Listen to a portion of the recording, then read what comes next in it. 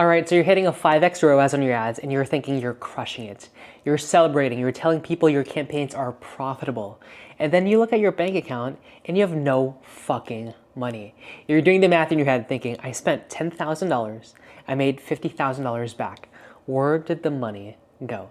And this is one of the most common delusions I see in paid advertising right now, confusing ROAS with profitability. ROAS tells you how much revenue you generated per dollar spent on ads, but it doesn't tell you if you're actually making money. Because there's a hidden cost, margin erosions, operational expenses that eat into that revenue before it becomes profit. And most business owners are completely blind to them until they're 6 months in and wondering why they're still broke. Hi, my name is Gian Bernard and I help business owners build ad systems that actually attract qualified leads. And I've had the privilege to manage over $87 million of ad spend, working with top brands like Amazon.com and a majority of the top info product guys you see all over on YouTube and Instagram. So I've seen this pattern repeat over and over again. People will hit their ROAS targets, think they're winning, and then they realize they're barely breaking even or losing money. And the reason is simple. They're not accounting for the full cost structure of their business. In this video, we're going to break down exactly why your 5x ROAS is not profitable. We're going to walk through the hidden costs you're ignoring, the margin math you need to understand, and what ROAS actually needs to be for your business to make money. I'm going to show you how to calculate your real break-even ROAS and how to structure pricing to protect margins and what operational costs you need to factor in. This isn't some surface level explanation where I tell you just track your numbers better. We're going deep, and by the end of this, you will know exactly why you're not profitable and what to do about it. If you're new here, I post content like this regularly, breaking down what's actually working in paid ads and business operations. No courses to sell, no income claims, just real business breakdowns from someone who's in the trenches every single day. All right, let's get into it. All right, let's first start with the basics. What ROAS, R-O-A-S, actually measures and what it doesn't. ROAS stands for return on ad spend, which is very basic, and it's calculated by taking your total revenue and dividing it by your total ad spend. So if your ad spend is $10,000 and you generate $50,000 in revenue, your ROAS is a 5x. Simple math. And on the surface, that looks like a great result. But here's what ROAS doesn't measure. It doesn't measure profit, it doesn't measure margin, it doesn't measure operational costs, and it doesn't measure sustainability. ROAS is a top-line metric, which means it only looks at revenue coming in relative to ad spend going out. It completely ignores everything else that happens in your business that costs you money. And that's why you can have a 5x ROAS and still be losing money every single month. So let me give you an example from a client I was working with a few years ago.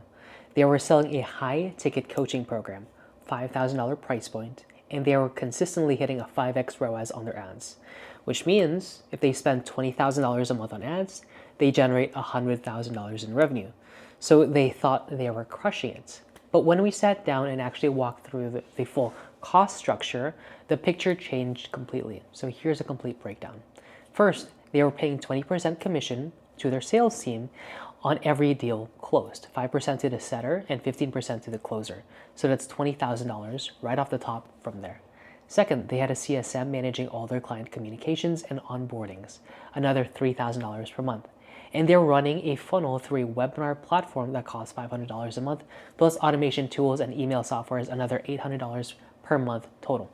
Fourth, they were using Stripe for payments, which took 3% plus 30 cents per transaction. So $100,000 in revenue, that's another $3,000 in processing fees. So we're at $100,000 in revenue minus $20,000 in ad spend, minus $20,000 in sales commissions, minus $3,000 for the CSM, minus $1,300 for software and tools, minus $3,000 in payment processing fees.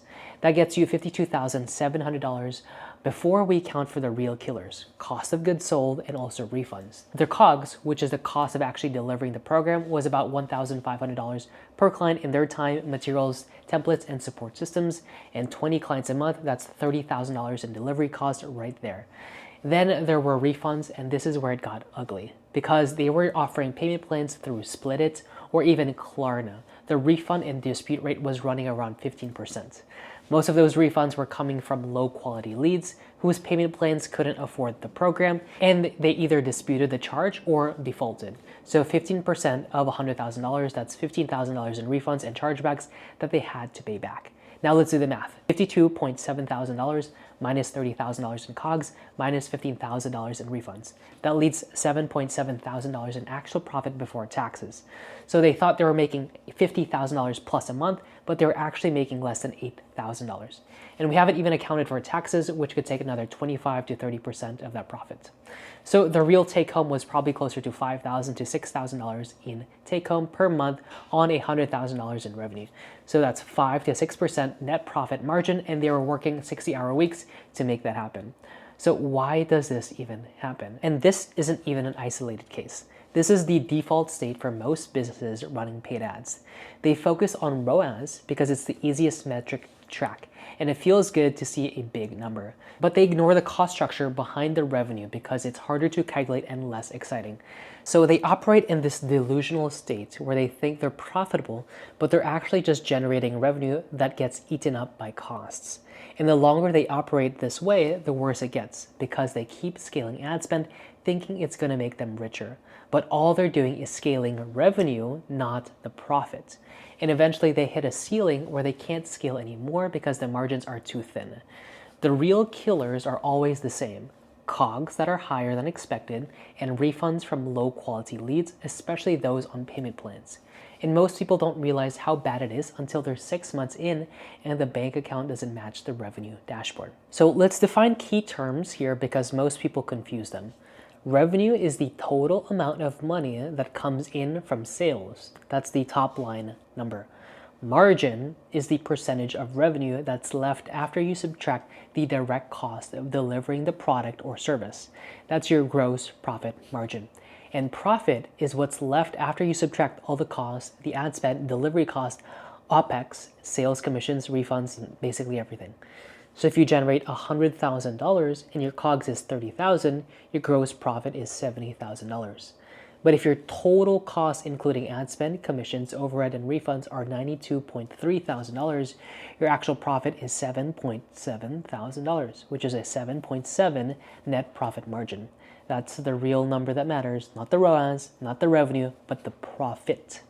And most people are operating businesses with single-digit net profit margins without even realizing it. All right, now let's walk through the hidden costs that eat into your ROAS, starting with your cost of goods sold, also known as your COGS. If you're selling coaching, consulting, or any high-ticket service, COGS include your time, your team's time, and the materials you provide to deliver on your promise. Most people don't calculate these costs accurately, so they underestimate how much each sale actually costs them to fulfill.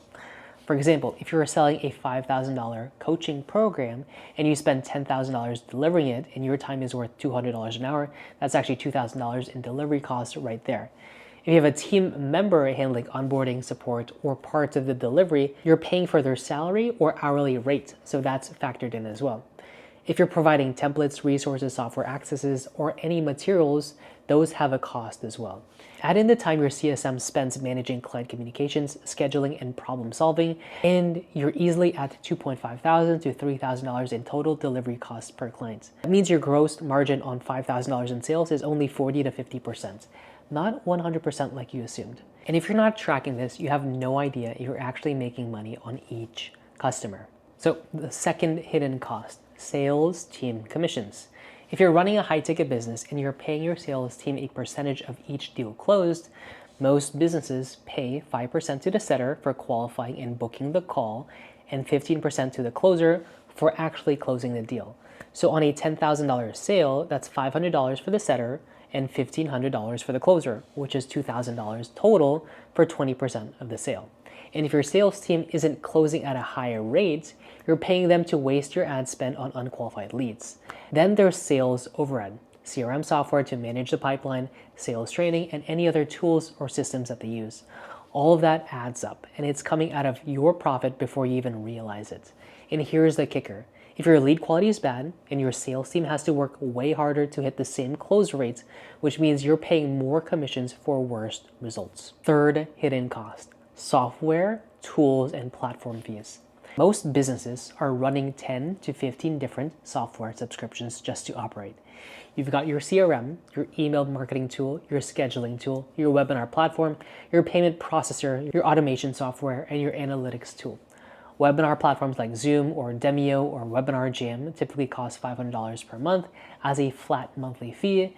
Your CRM, either like HubSpot or GHL like Go High Level, that's another $300 to $500 per month. Email and SMS softwares like MailChimp, ActiveCampaign, or Twilio are another $200 to $500 per month depending on your list size. Then there are payment processor fees you are using like Stripe or PayPal. You're paying 2.9% to 3% plus 30 cents per transaction. So $100,000 in revenue, you're paying $3,000 in payment processing fees alone. And all of these costs are fixed or semi-fixed, which means they don't scale down when your revenue drops, but they also don't go away when you scale up. So they're always eating into your margins, and most people don't add them up until they're shocked by how much they're spending. Fourth hidden cost, your CSM, your admin support tasks, and also your OpEx overhead. Most high-ticket businesses have a client success manager, a CSM, or a VA, virtual assistant, handling client communication, onboarding, scheduling, and support. That's typically $3,000 to $5,000 per month, depending on whether they're full-time, part-time, or freelance. Then there are general admin costs like accounting softwares, legal fees if you need contracts reviewed, insurance if you have business liability coverage. So most people don't track their own time as the business owner, and honestly, almost nobody does. But the reality is, if you're working 60 hours a week in your business, that's a real cost even if you're not paying yourself a salary. So when you add up all the OpEx overhead, it's easily another $5,000 to $8,000 a month for most small to mid-sized businesses. And that has to come out of your revenue before you can call anything profit. So here is the fifth hidden cost. And this is one of the real killers that a lot of coaches do not even talk about, which are refunds, disputes, and chargebacks. So if you're selling anything high ticket, you're going to have clients who ask for refunds, especially if you offer any kind of guarantee. If your offer doesn't deliver the results, or if your messaging attracting the wrong people, your refund rate is going to be high. So most businesses see 5% to 15% refund rates. 15 is way too goddamn high, which means for every $100,000 in sales, you're giving back $5,000 to $15,000. And that's revenue you counted in your ROAS calculation, but it's revenue you didn't actually keep. Then there are disputes and charges. If a client disputes the charge with their credit card company, you're fighting to keep that money. And even if you win, that time and energy spent dealing with disputes is a real cost. So here's why refunds are so high for most businesses. It's low quality leads, especially these coming from payment plans. If someone chooses a payment plan instead of paying in full, it usually means they can't afford the program. And if they can't afford it, they're not committed, which means they're way more likely to ask for a refund, dispute the charge, or default on the payments. So the businesses that are offering payment plans to close more deals are also the ones getting hit the hardest by refunds and disputes. And that's a direct result of poor lead quality, which comes from bad creatives, bad targeting, and desperation to hit volume. The sixth hidden cost, and this is one of the newest ones that's destroying margins for a lot of businesses, are payment plans like Split It or Klarna. And payment plans, they default. With the rise of platforms like WAP and Split It, you can now offer payment plans where the customer pays in installments, but you collect the full amount up front. So it looks like you made $15,000 in sales, and your ROAS looks great because that $15,000 is showing up as cash collected. But here's the problem. The customer is actually paying you in the monthly installments, and if they default, Split It or Klarna claws that money back from you. And people who choose payment plans, especially on high-ticket offers, are way more likely to default than people who pay in full because they don't have the money up front, which means they're not as qualified. So you might think you made $15,000, but 3 months later, the customer stops paying, and now you owe $10,000 back to Split It. On top of that, Split It and Klarna take a percentage of each sale, which is usually 10 to 15%, as their fee for fronting the money. So if the customer doesn't default, you're giving up 10 to 15% of your revenue just to offer the payment plan. And if the customer disputes the charge or asks for a refund, you're dealing with that on top of the payment plan default. So most business owners don't think about it this way, so they enable Split It or Klarna, then they just see it a way to close more deals. But it's actually a way to inflate your short-term revenue while destroying your long-term margins. So if you're using these payment plan platforms and you're not accounting for the default risk and the fees, you're fucking yourself over in the future. And the root cause is always the same. You're attracting low quality leads who can't afford your offer, which means your creative and your targeting are broken. The seventh hidden cost, and this is the one that catches everybody: taxes. Every dollar of profit you make is taxable. And depending on your location and structure, you could be paying 25 to 40% in taxes. So if you think you made $50,000 in profit, you actually made $30,000 to $37,500 after taxes. And if you then set aside money for taxes throughout the year, you're gonna get hit with a massive bill that wipes out your profit. If you've seen business owners who thought they had a great year, and then tax season comes around and they owe $40,000 that they don't have. So taxes are a real cost that has to be factored into your profitability, your calculations, not something you could deal with later. So now that we've walked through all the hidden costs, let's talk about how to calculate your real break-even ROAS. So your break-even ROAS is the ROAS you need to hit just to cover all your costs and not just lose money. This is your very, very, very conservative ROAS.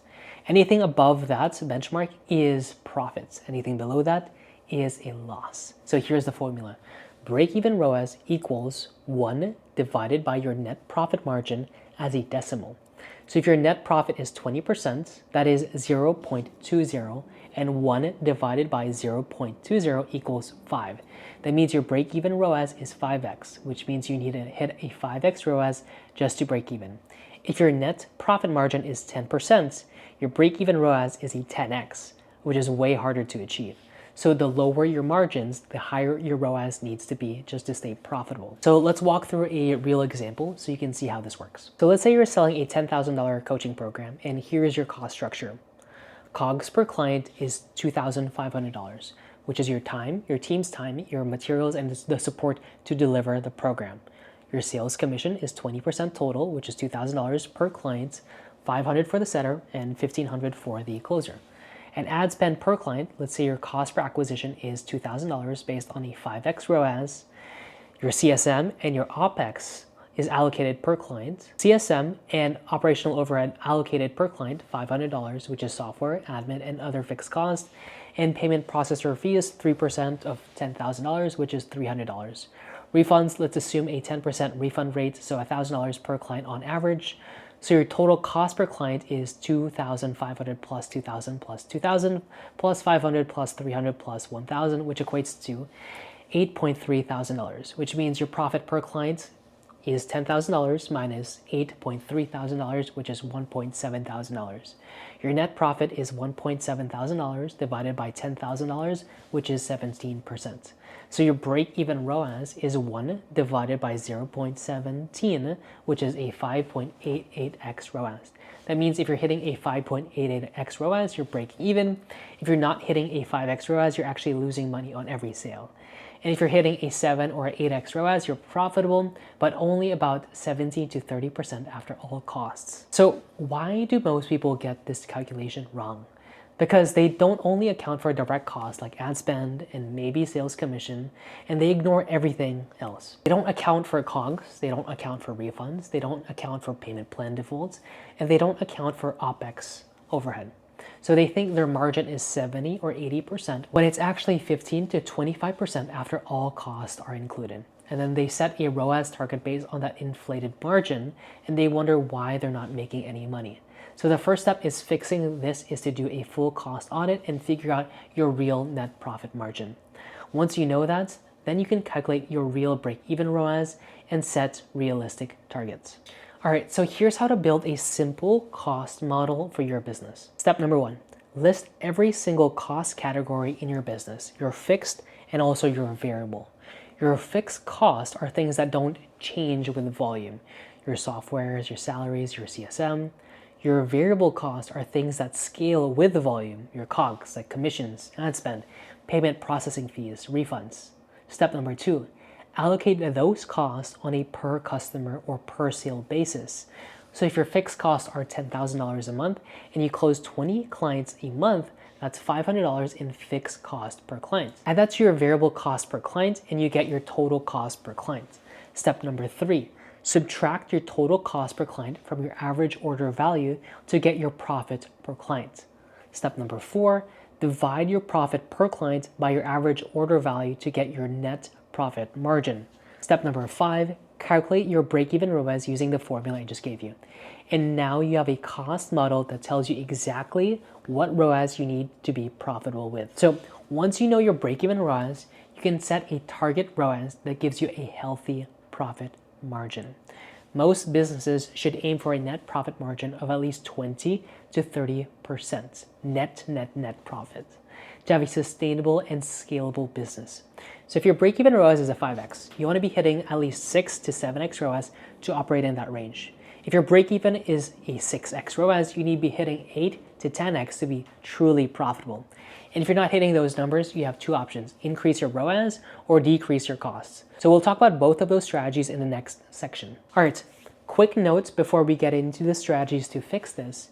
So if you're watching this and you're realizing your margins are way worse than you actually thought and you want help fixing your creative strategy, your lead quality, and your entire funnel to actually get profitable, I do work with a small number of clients on a one-to-one done-for-you basis. There's a link in the description below if you want to learn more about that. No pressure, just putting it out there if it's relevant. All right, now let's talk about how to actually fix this shit. All right, so now let's talk about how to actually fix this and get profitable. Starting with the most obvious but most resisted strategy, which is raising your fucking prices. Most business owners are undercharging for what they deliver and it's killing their margins. They're scared to raise prices because they think people won't buy, but here's the reality. If your offer is so good, people will pay more. And if they don't pay more, they're not your ideal customer anyway. So if you're selling a $5,000 program and your margins are tight, raise it to $7,500 or $10,000. Yes, you might close fewer people, but you'll make more per sale, which means you need fewer customers to be profitable. And higher prices attract better customers, people who are more committed, people who are more serious and easier to work with. So price increases are one of the fastest ways to improve your profitability without changing anything else in your business. Strategy number 2, improving your gross profit margins by reducing your cost of goods sold.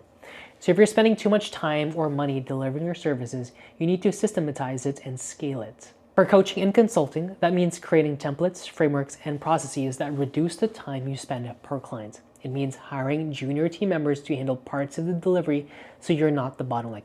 It means using software and automation to replace the manual work wherever possible.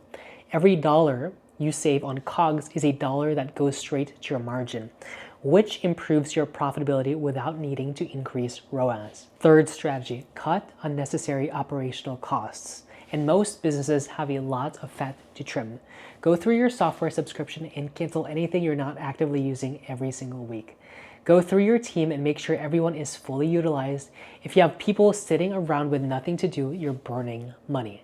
Go through your marketing and make sure every dollar you're spending actually is contributing to revenue. Every cost you cut improves your net profit margin, which lowers your break-even ROAS and makes it easier to be profitable. Fourth strategy, improving your conversion rates at every stage of the funnel, because that's the highest leverage way to improve ROAS without spending more money. If you increase your landing page conversion rate from a 10% to a 15%, you get 50% more leads from the same ad spend. If you increase your show rates from 40% to 60%, you get 50% more calls from the same number of booked appointments. If you increase your close rate from 20 to 30%, you get 50% more revenue from the same number of calls. So every percentage point improvement in conversion rate compounds across the funnel, which means better ROAS and better margins. So invest in optimizing your funnel, your better landing page, better VSL, better sales scripts, better follow-up systems. That will get you way more ROI than just spending more on ads and hoping for the best.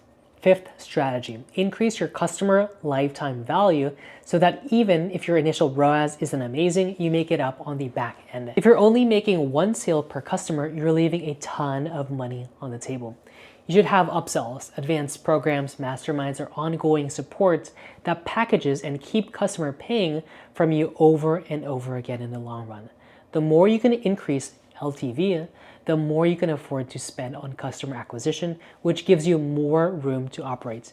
And it improves your overall profitability because the second and third sales to the same customer are way cheaper than the first. Sixth strategy, and this is where I spend most of my time, which is improving lead quality. So you're not wasting ad spend on people who will never buy or who will refund in the future later. So this goes back to everything I teach about creative strategy and targeting. If your ads are attracting the wrong people, your cost per qualified lead is going to be way higher than your cost per lead, your CPL. You'll have a great looking ROAS based on total leads, but your actual ROAS based on qualified leads is going to be shit. And worse, you'll have a high refund rate because you're closing people who shouldn't have bought in the first place. So you need to improve your messaging, your ICP callouts, your positioning, your creative quality to attract better people up front. That means leading with specificity, showing proof early, addressing objections immediately, and making sure your visuals signal premium quality. Because when you improve lead quality, every other metric in your funnel improves. Your show rates, your close rates, your customer satisfaction, your retention, basically everything. And that directly impacts your margins because you're reducing refunds, disputes, and payment plan defaults. When you attract the right people up front, they're more likely to pay in full, they're less likely to ask for refunds, they're more likely to stay long-term, and they're more likely to get way better results. That's how you build a sustainable, profitable business, not just by chasing a higher ROAS, but by making sure the ROAS you have is built on a foundation of quality. Seventh strategy. Stop using payment plans like Split It and Klarna as a crutch to close unqualified buyers. If someone cannot afford to pay in full, they're probably not your ideal ICP. You're taking on a massive risk by offering them a payment plan. Because if they default, you're the one who loses, not them. So instead of enabling payment plans for everybody, use them strategically only for buyers who are highly qualified and highly committed. Or better yet, build your offer and your positioning so that your ideal ICP can afford and pay in full.